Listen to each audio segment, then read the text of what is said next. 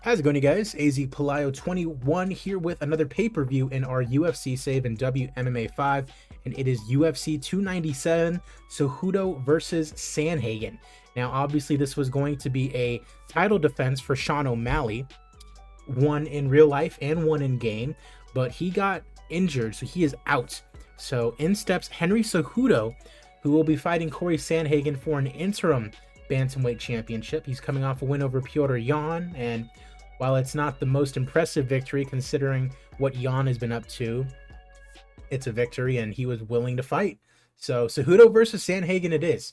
Also got two other fights on the or title fights on the card. Zhang Weili and Thug Rose for the strawweight title again. And then Alexa Grasso taking on Angela Hill, of all people, because Alexa Grasso did not want to fight Manon Fior because she is not popular enough. Valentina's not ready, and she just beat Erin Blanchfield. So Angela Hill had low-level national popularity, and Alexa Grasso agreed to fight her. So here we are. Love to see it. Appreciate you guys, whether you're watching on YouTube or Twitch. As always, leave a like on the video, subscribe if you have not already done so. Let's get into it. UFC 297, Cejudo versus Sandhagen.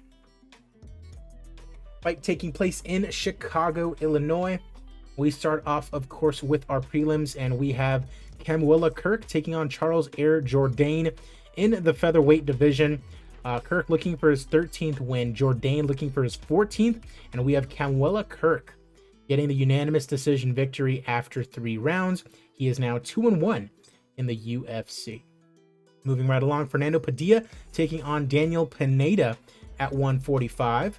The Mexican trying to get his 16th win, taking on a veteran in Daniel Pineda. And it's Padilla with a split decision victory, the 26-year-old with the 16th win of his career in dubious fashion. Faber can have... I don't think... Is Faber? Yeah, Faber is fighting. I think he's on this card, actually. Silly me. I don't know if he's going to have another storybook run, but that was really cool that last time. That last time out was really cool. Nicholas Mata taking on Yanal Asmouj. Israeli fighter is not able to get it done and gets the first loss of his career as he loses to Mata here today. Damir Hadzovic taking on Victor Martinez at lightweight.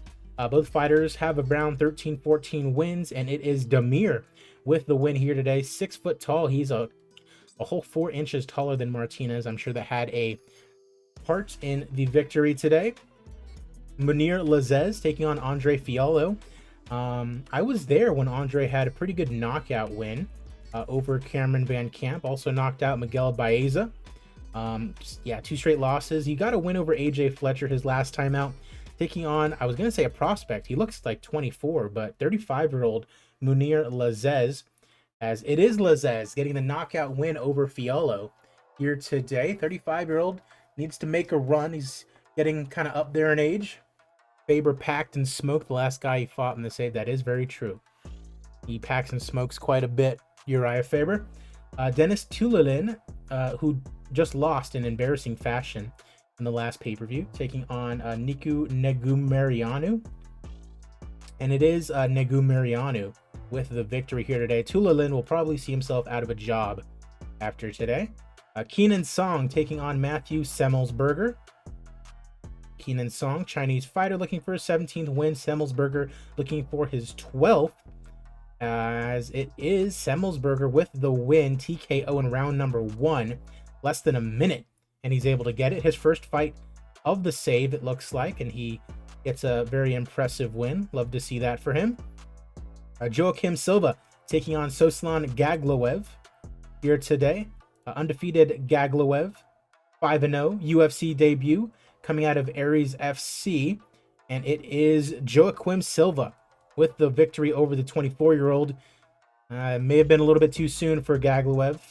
Loses another fight, we might have to send him packing. Mike Breeden taking on Uros Medic.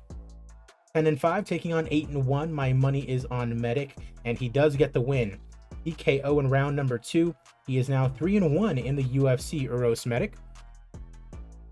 Okechi, how's it going, my man? Appreciate you joining. Hopefully California is nice and sunny, good sir. Got Daniel Santos taking on DeMarte Pena in the bantamweight division. 10-2, taking on 15-1-2. DeMarte Pena was supposed to be a really good prospect in real life. I think just the fact that I think he's based out of France. Yeah, for now. Hopefully that storm did not hit you guys too bad. But Pena was supposed to be a really good prospect, just wasn't able to make it to the UFC for whatever reason. I think it's because he's based out of France. And UFC just was not there. Tar Heel Doom Guy, how is it going? Daniel Santos, on the other hand, 1-1 in the UFC, looking for a big win, as it is Willie Cat, interesting nickname, with the victory unanimous decision here today. And he wants to fight ranked Jonathan Martinez. A little bit of an ambitious call out, as we have arrived to our main card. Everyone has given me their $70, as the UFC is now requiring. Uriah Faber, 44 years old. Yeah, coming off a win over Chito Vera. And I believe that Ronnie Yahya was not his original opponent. I am pretty sure that Yahya was not scheduled to fight Uriah Faber. And I don't believe so, because Montel Jackson, he's coming off a loss. So whoever Faber was supposed to fight definitely got injured, and this is a last-minute replacement. But that just means that Uriah might win this fight. But he's 44 years old, and since he's probably... Because where is he at in the rankings? He's not ranked. He beat Chito Vera, and he is not ranked. I don't get that. I don't get that at all. But yeah, Uriah Faber, if he wins, there's a chance he retires. And Uriah Faber knocks out Ronnie Yahya. We might set him up for something interesting up next. I mean, where can he fight? He can fight up to 155. So it would be fun if, like, Conor were to lose to Gaethje, just to throw him in there with Uriah. Just for, you know, shits and giggles or something like that. But he's probably going to retire right now. Yep, he does.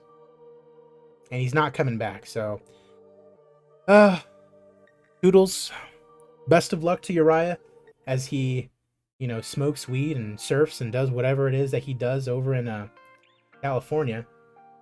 Same thing with Nick Diaz. He might retire should he lose right now, taking on Kevin Lee, who is actually retired in real life.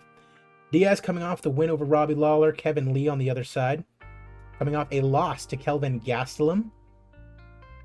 Both guys in big need of a win here on the pay-per-view main card. And it is, wow, Kevin Lee, what a drop. Nick Diaz with a unanimous decision win. Know a little bit about smoking weed. Love to hear it. Nick Diaz really getting a win. And he retired. Wow, it's just a retirement fest today.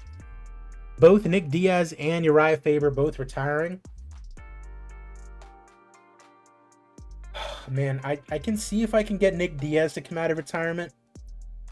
I'll try with Uriah as well, but he's 44. I don't think that's happening. Mainly just because Nick Diaz and Conor is also an interesting idea. As we come to our first title fight of the pay-per-view. Once again, Angela Hill, who, for all intents and purposes, should not be fighting for a title, but she beat Carla Esparza, former champion. Ranked number 3. That is at strawweight, bear in mind, not flyweight. But Alexa Grasso, number 1, did not want to fight Manon Fior, who was basically the next woman up, just because she was high-level regional. And there was nobody else, literally nobody else that, like, it would make sense for her to fight, who was low-level national or higher. And so I literally had to scramble for, like, someone to fight Grasso, because Shevchenko's definitely not ready. I think he meant retirement home. Shevchenko's not ready. She needs to get a win because she's on 2 straight losses. Erin Blanchfield, she can't fight. She just fought her. And it was not close, as you can see. It was not close at all. And so, Angela Hill, you get a title shot. Probably Alexa Grasso is going to retain, and then it's going to be a bitch to try to find her an actual opponent. But let's see. Fighters touch gloves, and let's go. I mean, I think that would be incredible if Angela can get a win and win the title, especially for her and her career and whatnot, and just what it's been.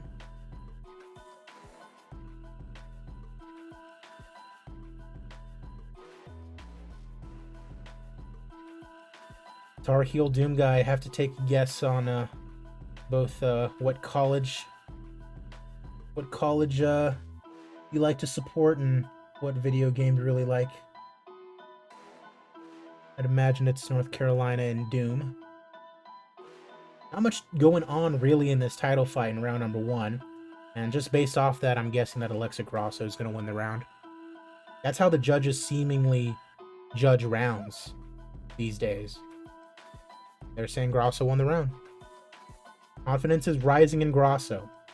I mean, Grasso was able to take Valentina's back really quickly and get the choke in.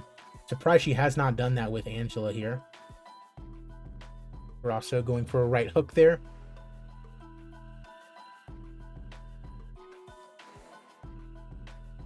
Spin kick.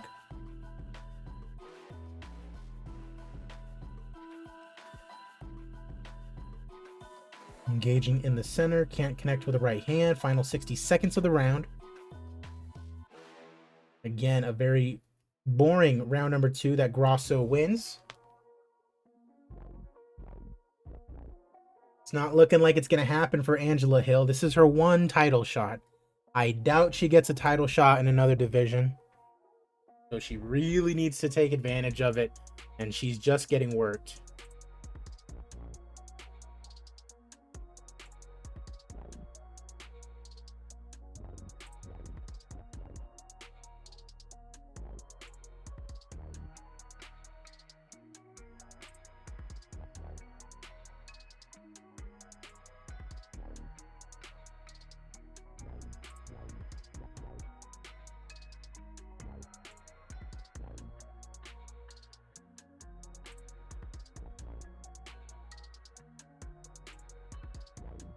Kick to the lead leg.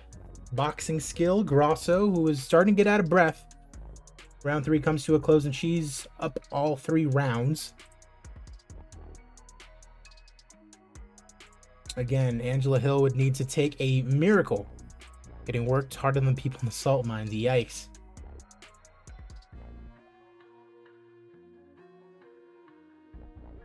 Head kick does not make contact. Hill falls for a feint. Head kick attempt does not connect. Couple of jabs from Grasso. Keep in mind, we have 2 more title fights here on this pay-per-view. It's going to be a little bit longer of a video, especially if they go the distance, all these fights. Same thing for the next pay-per-view, though. 3 title fights, I believe. Actually, not 100% sure. I know for a fact that UFC 300 is going to be 3 title fights.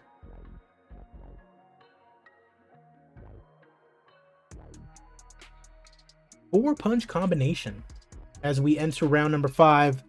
Angela Hill down by 4 rounds. Angela Hill needing a miracle, needing something to happen into the clinch. Hill going for a takedown, unsuccessful. Hill going for a takedown, nope. Don't think that would really count too much. Can't get a takedown against the champ. Grasso unable to get a takedown, and that's going to stop the fight. They think that Grasso won all 5 rounds. I would not object to that. After 5 rounds, the judges' scores are official. All 3 judges score at 50-45 for your winner by unanimous decision, and still your flyweight champion, Alexa Grasso. Second defense of the flyweight title for her. That's awesome. Blanchfield and now Angela Hill. Man, I really wish that Shevchenko could get a fight in. I don't want her to fight Blanchfield again.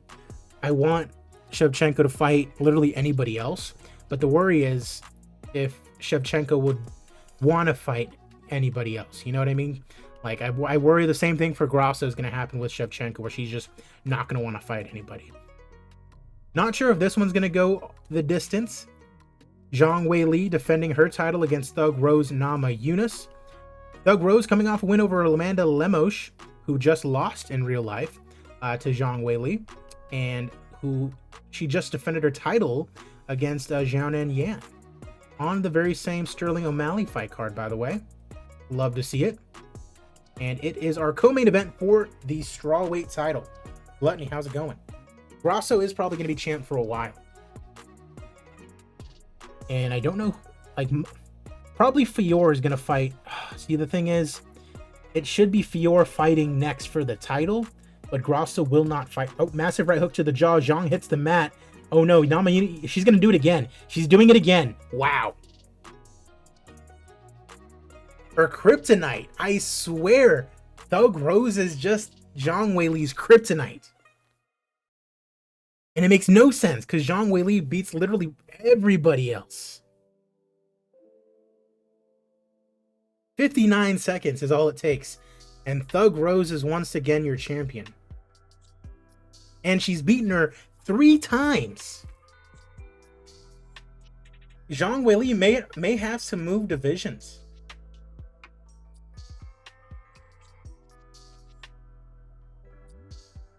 That's completely fine, Tar Heel. Basically, Thug Rose and Zhang Weili, they fought twice now.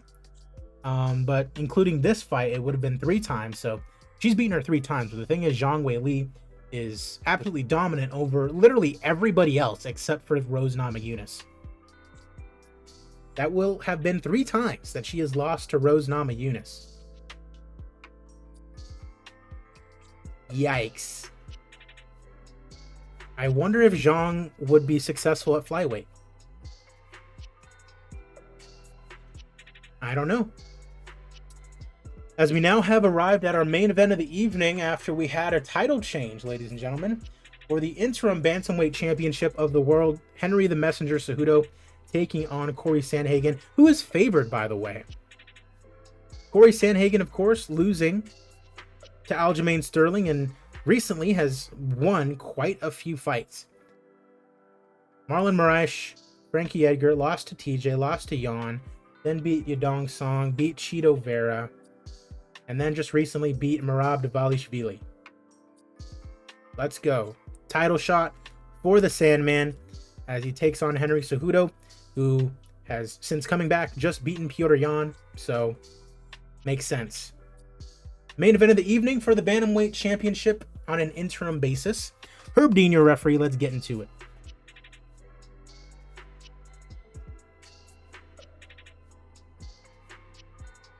Cejudo has already been cut. Sandhagen got wobbled for a second by Cejudo. All right, Sandhagen rolling forward a little bit, lands a right hand, takedown. Cejudo can't get it. Up against the cage. Foot stomp for Henry. Using a little bit of dirty boxing here. Another foot stomp from Henry, love it. Right hand lands for Cejudo. All right, so the cut might be an issue moving forward as Cejudo was literally cut like, I don't know, like 20 seconds into the fight. That's incredible. Second round.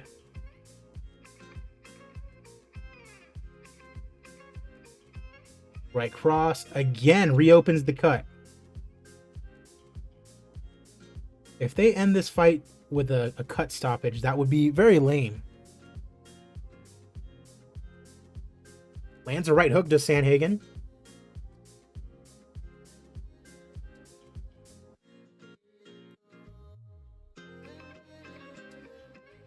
Southpaw stance as round number 2 comes to a close.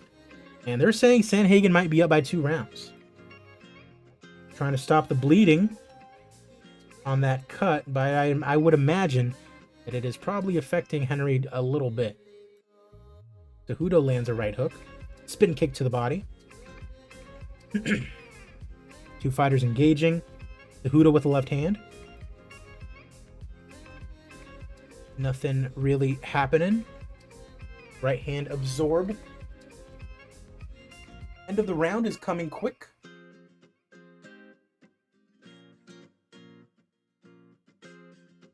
All right, cross lands. Round 3 comes to a close. They're saying Sandhagen might have all 3 rounds. Cejudo might need a finish. Cejudo avoiding a right hand. Sandhagen looking to strike. I'm surprised that Cejudo has not tried to wrestle more. He really should. Yeah, that's what I'm saying. Got to initiate some grappling, son. Get a submission, get some ground and pound or something. He's just standing up with him. Leg kick lands for Cejudo. Gas tank starting to slow down just ever so slightly for both fighters. Time runs out on round number 4. They say Sandhagen might have won all 4 rounds as we head to the 5th and final round of our main event. Obviously, a champion is going to be crowned, an interim champion. And it looks like it might be Corey Sandhagen. Finds nothing but air with a right hand. Solid right hand lands for Cejudo. Halfway through round number 5.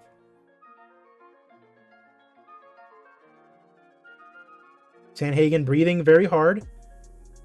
Catches Cejudo with a right hook. Cejudo looking a bit tense as he moves around. Sandhagen definitely tired. Late in the 5th and final round. Dirty boxing here from Cejudo. A foot stomp. And it looks like that's going to do it. 5 rounds of championship fighting, and we go to the judges' scorecards. Here are your official scores. The scores are 49-46, 48-47, and 49-46. All for the winner by unanimous decision. And now the interim UFC Bantamweight Champion of the world, Corey the Sandman Sandhagen. Good for him. Bringing another title back to Elevation Fight Team. Corey Sandhagen is now officially going to fight against Sean O'Malley for the Bantamweight title. And there we go. Nearly 20,000 in attendance in Chicago. Almost 5 million at the gate. Commercial rating of 97 is what we like to see. Popularity increases all around. Fantastic fight. Corey Sandhagen and Henry Cejudo were fight of the night. Love to see that. And let's see. First round finishes. Yep. Doug Rose gets a performance bonus without a doubt. And then there was another one that was really soon. Yep. Matthew Semmelsberger, you can get a performance bonus as well. A nice $4 million profit. Highest paid fighters on the night, Henry Cejudo, Uriah Faber, and Thug Rose. Our champion, Corey Sandhagen, only making $145,000 today. Love to see it. I appreciate you guys, whether you're watching on YouTube or Twitch. Yeah, stay tuned. A lot more coming your way. It should be the booking stream that you guys see next. Appreciate y'all. As always, I'm AZPlow21, and I will see you guys at the fights. And appreciate you, Tar Heel.